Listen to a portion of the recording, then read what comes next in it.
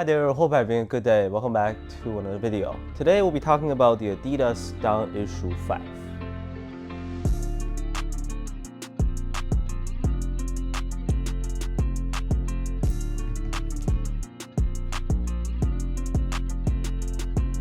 So this is the fifth signature shoe of Donovan Mitchell. The retail price is set at $120 US.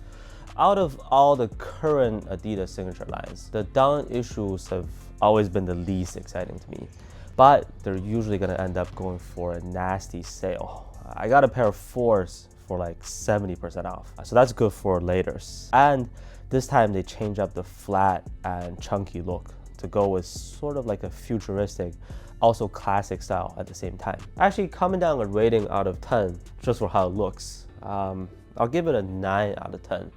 But most importantly, how does it fit and how does it perform? Let's get right into that. They came with a box sleeve, kind of extra there. And it's a very simple black Adidas box with his signature on the inside. Once again, I personally think this is a great looking shoe. The placement of the 3 stripes, you can consider a nod to their older models. But with those pods on the upper, it's also a very modernized design. Not gonna lie, the materials feel a little bit cheap and plasticky in hand. The mesh pockets do make it breathable enough though. The lacing system is kind of like a weird one-sided design, but to my surprise, it feels just like a standard lace closure. No discomfort or squeezing towards the inner side or anything like that. It also features mainly a herringbone pattern with some pods at the front and back. It's not so much of a flexible upper. It feels a little clunky when you bend it. Weight is right around average. For size 10.5, they come in at 425 grams. Not a heavy shoe, thanks to Light Strike. Not so much of a minimal shoe either.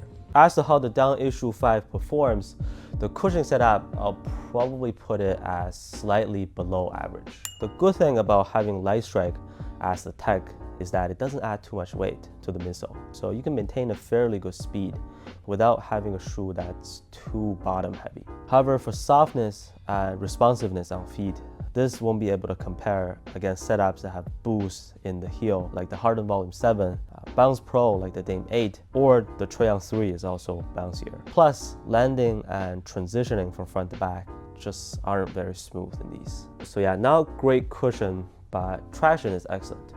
I always think that having a herringbone outsole is the safest type of traction pattern to have on any shoe, especially those from Nike and Adidas. Like, as soon as we see this kind of a herringbone outsole, we should be confident in its performance. And turned out it's pretty good on dust.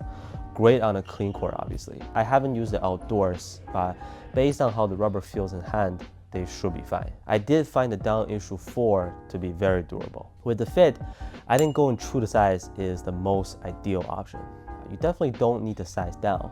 That'll be too tight and snug, I think. Sizing up should also work if you have wider feet or prefer more room for your feet. But these are right around standard, both lengthwise and widthwise, from my experience. Stability is decent. Lockdown was the best part about the previous version to me, and this time it's pretty secure as well. The lacing system works just fine, no weird feeling on feet. Maybe a small detail, but I really didn't like the way the toe box bends.